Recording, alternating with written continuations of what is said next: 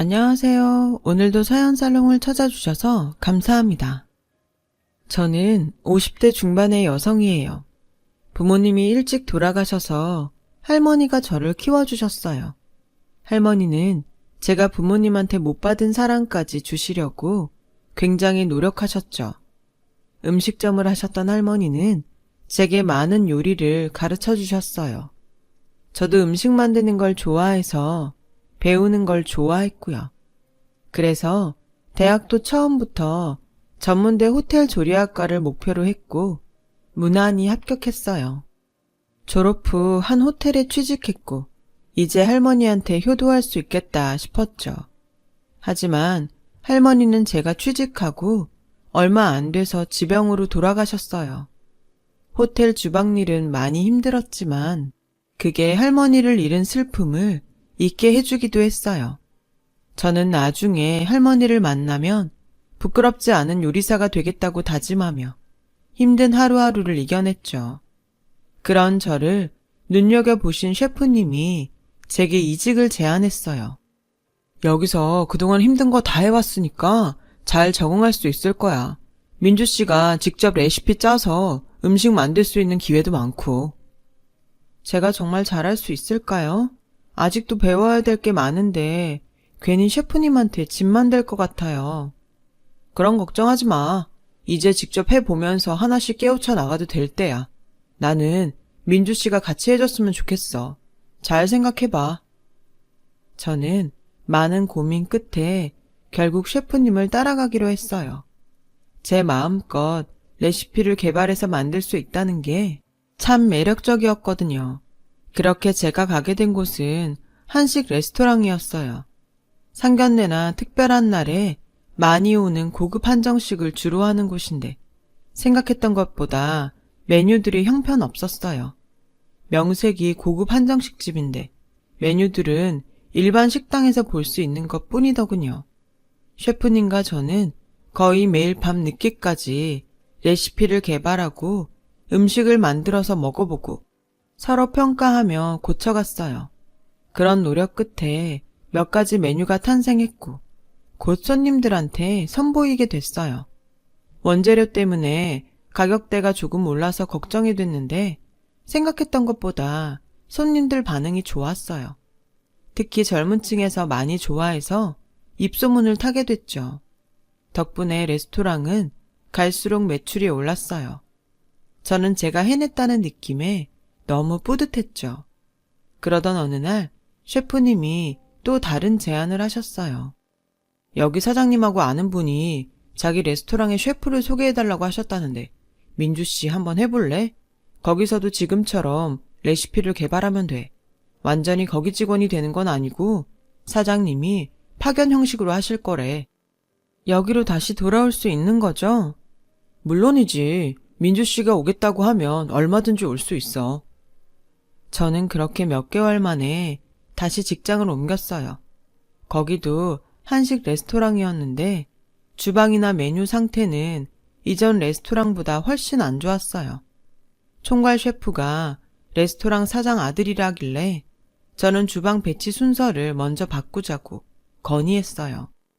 최민주 씨 말도 맞지만 직원들 의견도 들어봐야죠. 일단 얘기해 볼게요. 그보다 먼저 레시피부터 개발해 주세요. 라며 조금 떨떠름하게 말하더라고요.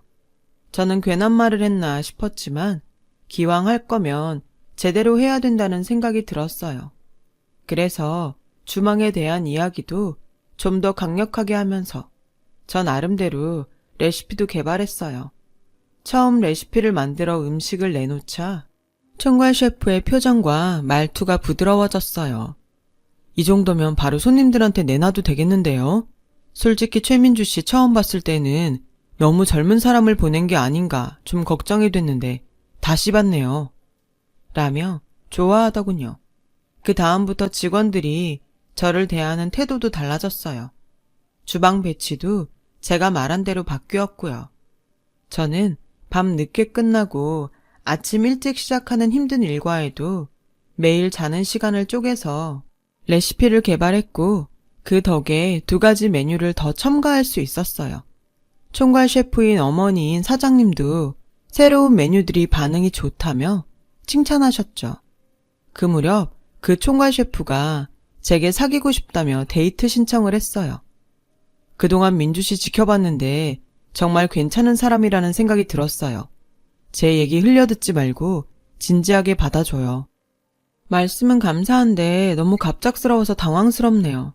저는 여태까지 셰프님을 그런 식으로 생각해 본 적이 없어서요. 라며 조심스럽게 거절했지만 그는 끈질겼어요. 그러다 보니 제 마음이 움직이더군요. 솔직히 할머니 돌아가신 후 계속 혼자만 있었던 게 외롭기도 했어요. 내가 뭐라고 저렇게 진지하게 사귀자고 하는데 계속 거절하나 하는 마음에 결국 사귀기로 했죠. 처음에는 저를 별로 좋아하지 않고 무시하는 것 같았는데 이렇게 마음이 바뀔 수 있나 의아하기도 했지만 저도 싫었던 사람이 좋아지기도 하니까 그럴 수 있을 거라고 생각했어요.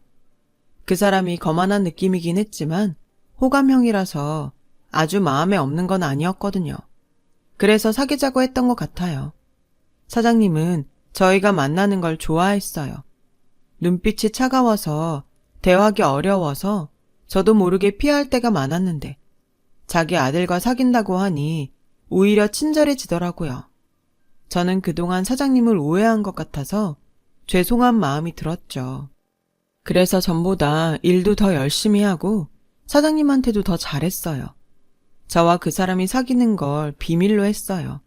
하지만 사장님이 저를 반말로 이름을 부르며 거의 며느리 대하듯 하자 저와 총괄 셰프가 사귄다고 다들 눈치를 챘죠. 민주야, 너만 괜찮으면 우리 사귄다고 정식으로 말하고 결혼도 생각했으면 좋겠어.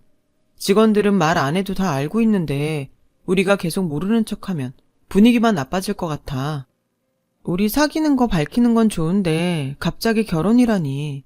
나하고 한마디 상의도 없이 혼자 결정한 거예요. 그래서 지금 너한테 말하잖아. 왜? 결혼하는 건 별로야? 우리 사귄 지 얼마 안 돼서 그래? 난 결혼이라는 건 솔직히 사귄 시간하고 상관없다고 생각하는데. 그래도 이건 아닌 것 같아요. 일단 사귄다는 말만 해두는 게 좋지 않을까요? 앞으로 어떻게 될지 모르는데 결혼 얘기는 함부로 안 했으면 좋겠어요. 꼭 사귀다가 헤어질 것처럼 말한다. 내가 너한테 그것밖에 안 됐던 거야? 라며 섭섭해했지만 저는 쉽게 결혼 얘기를 받아들일 수 없었어요. 사귄 지 얼마 되지도 않았고 저는 윗사람이기도 했고 어쩐지 그 사람이 좀 어려워서 계속 존댓말을 썼거든요. 그리고 그 사람과의 결혼은 정말 머릿속에 그려지지가 않았어요. 총괄 셰프는 공식적으로는 저와 사귄다고만 사람들한테 이야기하고 뒤에서는 저와의 관계를 묻는 사람들한테 결혼할 거라고 한 모양이더라고요. 직원들은 당연히 제가 그 사람과 결혼한다고 믿고 있더군요. 아니라고 해도 괜히 뺄 거 없다며 제가 내숭 떤다고 생각해서 일일이 설명하는 것도 포기했어요. 그러고 얼마 후부터 그 사람이 좀 이상한 행동을 했어요. 제가 개발한 메뉴들을 요리하는 장면들을 사진으로 일일이 찍고 레시피 과정을 하나하나 직접 다시 쓰더라고요. 이걸 왜 다 사진을 찍는 거예요? 레시피는 또 왜 다시 쓰고요? 이렇게 해두면 기록으로 남길 수 있을 것 같아서 그래. 이거 개발하느라고 얼마나 고생했어. 이게 다 추억이잖아. 라는데 저를 그만큼 생각해주나 보다 하고 고맙게 생각했죠. 총괄 셰프는 그렇게 제가 개발한 메인 메뉴 3가지를 전부 기록했어요. 그리고 별일 없이 시간이 흘렀어요. 저하고 총괄 셰프가 결혼한다는 소문도 좀 잠잠해졌을 때였어요. 사장님이 귀한 손님들을 모신다며 저에게 특별히 요리해달라고 부탁하시더군요. 처음부터 끝까지 민주 네가 해주면 의미 있고 정말 좋겠는데 손님들도 영업시간 끝난 후에 오니까 다른 직원들은 남아달라고 하기도 좀 그렇고. 네, 알겠어요. 손님들 몇 분 오시는지 알려주시면 미리 준비할게요. 고마워 정말. 이건 내가 따로 챙겨서 사례할게. 아니에요. 그러지 않으셔도 돼요. 라고 하자 사장님은 다시 한번 고맙다며 잘 부탁한다고 하셨어요. 저는 손님들이 오는 날짜에 맞춰서 코스를 짜고 재료들을 준비했어요. 사장님 손님들은 영업시간이 끝나고 1시간 후에 오셨고, 그 전부터 준비하고 있던 저는 혼자서 요리를 하느라 너무 분주했어요. 총괄 셰프가 제가 한 요리를 내갔고요. 처음부터 끝까지 정신이 하나도 없었지만 무사히 그날 일정을 마쳤어요. 그리고 일주일쯤 지났는데 사장님과 총괄 셰프가 절 부르더군요. 둘 다 표정이 굳어서 분위기가 좋지 않았어요. 사장님은 다짜고짜 저한테 최민주 씨, 저번에 내가 부른 손님 중에 큰 식당 하는 사람 있잖아. 그 사람한테 레시피 넘겼지. 지금 그 사람 식당에서 그날 나온 음식이 2가지가 팔리고 있다고. 우리한테 어떻게 이럴 수 있어? 네? 그게 무슨 말씀이세요? 저는 어떤 분이 오시는지도 몰랐어요. 그리고 그날 음식들은 아직 정식 메뉴에 내놓지도 않은 건데 제가 어떻게 다른 분한테 레시피를 넘겨요? 그러니까 민주 씨가 넘긴 거지. 누가 넘겼겠냐고. 그날 다른 직원들 한 명도 없었는데 다 끝나고 나갈 때 슬쩍 준 거 아니냐고. 아니에요. 저는 거기 계신 분들 아무도 몰라요. 이 사람도 몰라? 정말? 하며 사장님이 사진을 내밀었는데 저는 봐도 잘 모르겠더라고요. 근데 그날 나갈 때 저한테 수고했다며 따로 인사를 한 분이 있긴 있었는데 그분인 것 같긴 했어요. 이거 봐. 내가 이럴 줄 알았어. 최민주 씨, 어떻게 우리한테 이럴 수 있어? 이건 배신이지. 이 바닥에서 이런 짓 하고 살아남을 줄 알았어? 전 정말 아니에요. 음식하기도 바쁜데 제가 레시피를 줄 새가 어딨어요? 그럼 누가 그랬다는 거야? 그날 민주 씨하고 우리 지훈이밖에 더 있어? 지훈이가 그럴 리가 없잖아. 저는 총괄 셰프를 쳐다봤지만 그 사람은 저를 완전히 외면하면서 최민주 씨, 이건 있을 수 없는 일이에요. 미안하지만 나가줘야겠어요. 저희는 이렇게 신이 없는 사람하고 일할 수 없어요. 이거 우리가 법적으로 문제 삼으려면 얼마든지 삼을 수 있어요. 네? 법적 문제라니요. 이건 오해예요. 그리고 이 레시피들은 제가 개발한 건데 그게 왜 법적 문제가 되죠? 뭘 모르는 모양인데 최민주 씨가 개발했어도 이 메뉴들은 우리 레스토랑 거예요. 이미 우리가 상표권 신청해서 받고 레시피 특허권도 다 받았어요. 저는 정말 충격에 빠졌어요. 그동안 그 남자가 제 요리 과정을 일일이 사진으로 찍고 다 기록한 건 특허권을 신청하기 위해 자료로 내기 위한 것이었던 거죠. 그때야 개인이 개발을 해도 상표권이나 특허권이 회사에 소속되는 경우가 지금보다 훨씬 많았지만 저한테 말도 없이 등록했다는 데에 배신감을 느꼈어요. 민주 씨, 결혼 얘기 나오면 계속 피했잖아.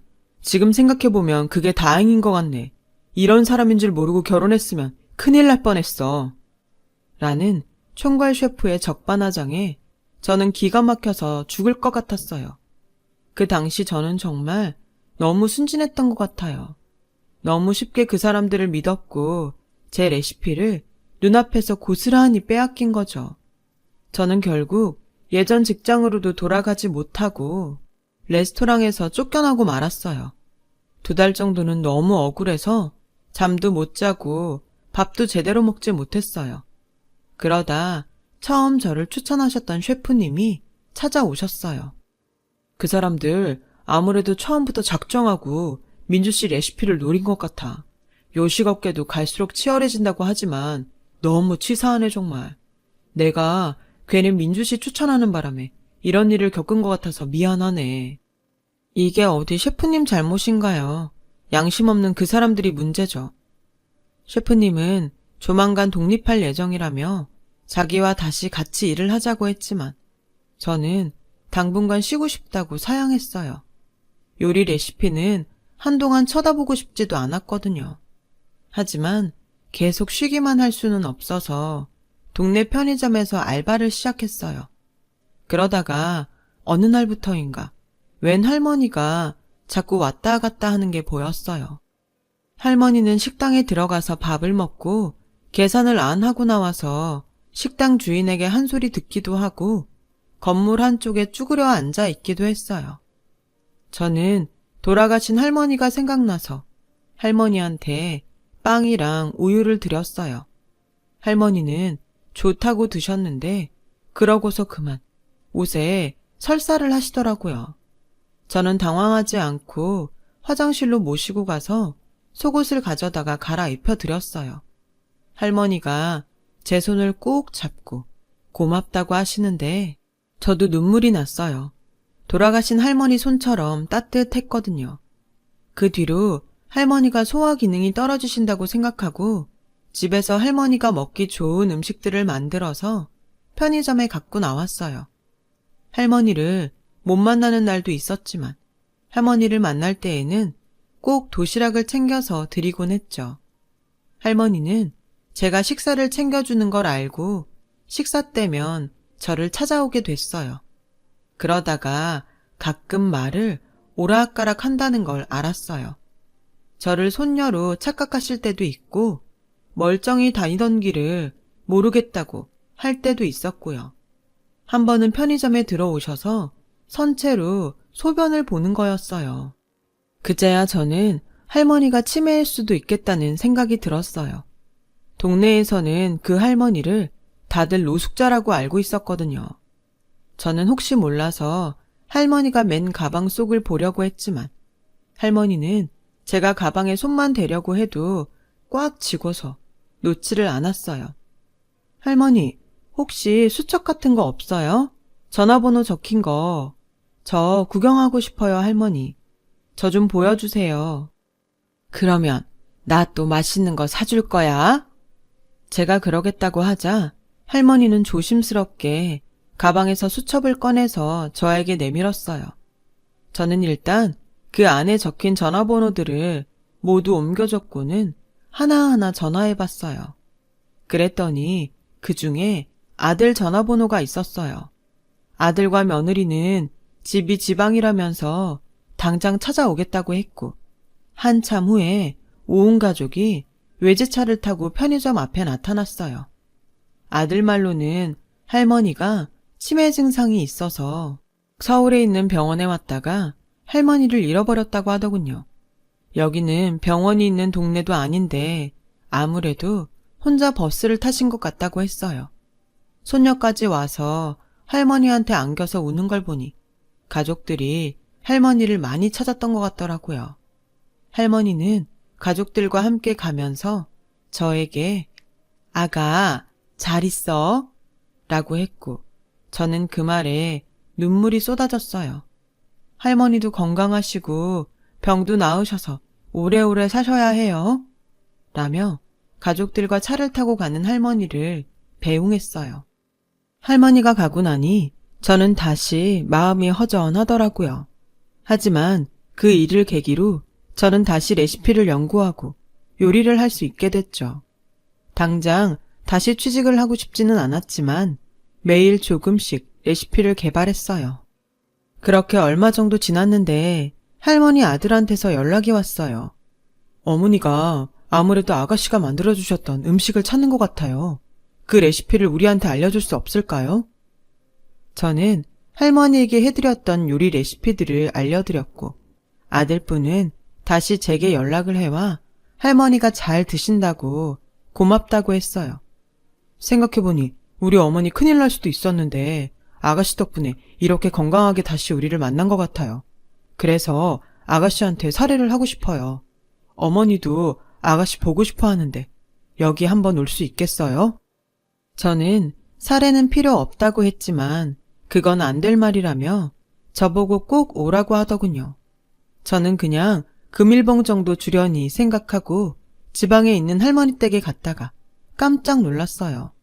마당도 마당이지만 집도 정말 어마어마하게 넓더라고요. 할머니 아들은 지방에 있는 큰 기업을 운영한다고 했어요. 할머니는 저를 보더니 우리 아가 왔다며 무척이나 반가워하셨어요.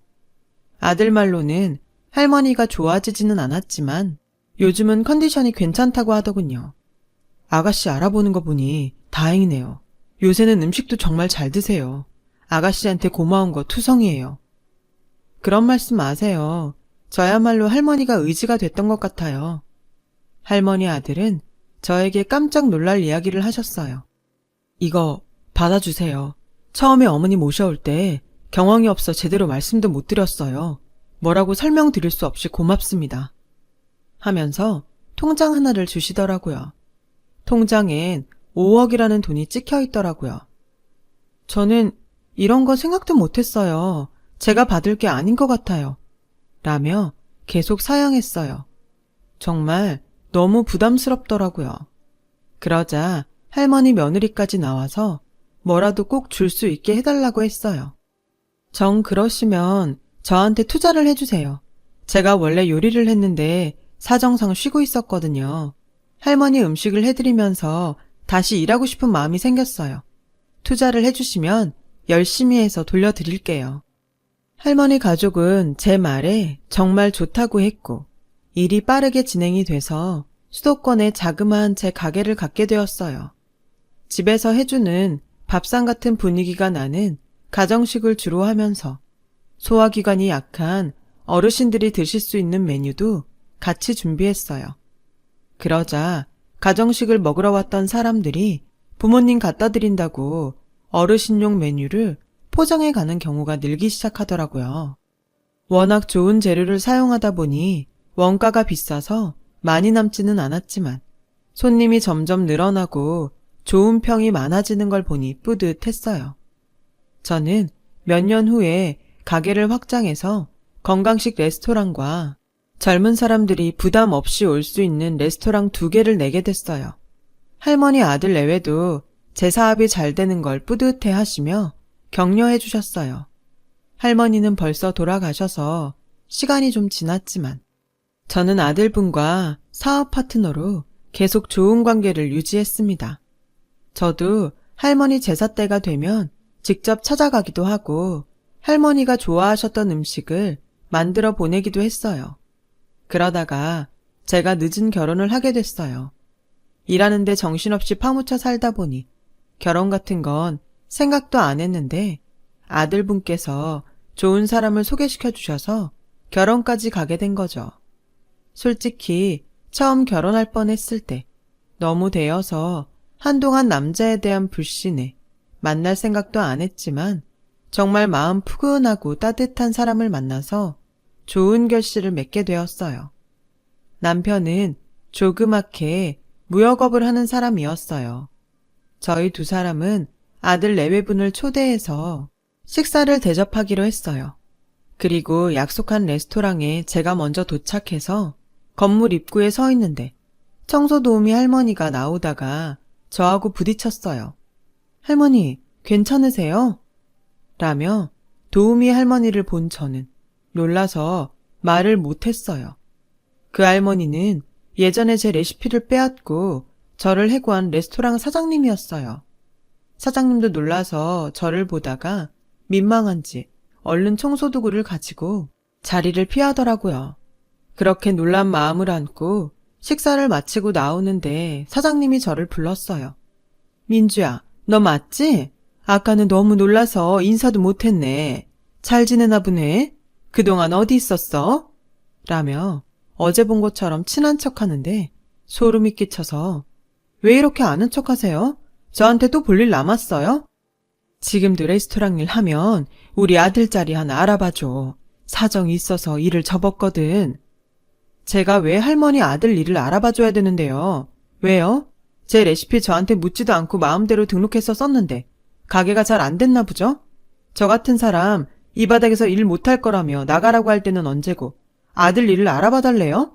진짜 예전부터 뻔뻔하다고 생각했지만 완전 선 넘네요. 그때는 오해가 좀 있어서 그런 거잖아. 그건 민주 네가 이해를 해야지. 오해는 무슨 오해. 저도 다 들어서 알아요. 처음부터 작정하고 제 레시피만 노렸다는 거. 제가 그날 만든 메뉴도 사장님이 그 손님한테 가져다 드린 거라던데요. 라고 뿌리치고 가려고 하자 사장님은 민주야, 내가 잘못했어. 다 지난 일이잖니. 이렇게 다시 만난 것도 인연인데 우리 이제는 잘 해보자. 응? 2년 좋아하시네. 그리고 자꾸 제 이름 부르지 마세요. 소름 끼쳐요. 라는데 남편이 주차장에서 기다리다가 와서 이게 무슨 소리야? 혹시 이 사람이 전에 당신 레시피 뺏어갔다는 그 사장이야? 맞아. 이제 와서 뻔뻔하게 자기 아들 일자리 달라는데? 라고 하자 사장님은 창피한지 얼른 그 자리를 피하더군요. 유통기간이 지난 재료를 쓰다가 한 직원이 식약처에 신고해서 벌금을 물고 그 후에도 음식질이 점점 떨어져서 음식 블로거들 사이에서 돈만 챙기는 식당으로 악평을 받다가 결국 문을 닫았다고 해요. 아들인 총괄 셰프는 겉멋만 들어서 인테리어만 잔뜩한 음식점을 몇 번 차렸다가 전부 망했고요. 지금은 일도 제대로 못하고 여기저기 전전한다는 얘기만 들었어요. 다 자업자득이라고 생각해요. 자기가 노력하지 않고 남의 것 가로채서 편하게 하려니까 그런 결과가 나왔다고 생각해요. 그 후로 다시 그들을 만날 일은 없었어요. 저는 여전히 할머니 아들 내외와 연락하며 잘 지내고 있어요. 남편하고 사이에서 딸도 두었고요. 요즘은 우리 할머니 생각이 더 많이 납니다. 제가 이렇게 성공한 건 할머니가 하늘에서 보살펴 주셨기 때문이라고 믿고 있어요. 할머니가 좋은 인연을 저에게 보내주신 거라고요. 가진 것들을 잘 베풀면서 주변을 돌보며 살아가려고 노력하겠습니다. 긴 얘기 들어주셔서 감사하고요. 모두 행복하고 건강하셨으면 좋겠어요. 오늘도 좋은 하루 되세요. 여러분, 사연 댓글에 응원과 현명한 조언 부탁드려요. 좋아요와 구독은 저에게 큰 힘이 됩니다. 오늘도 좋은 일 가득하세요.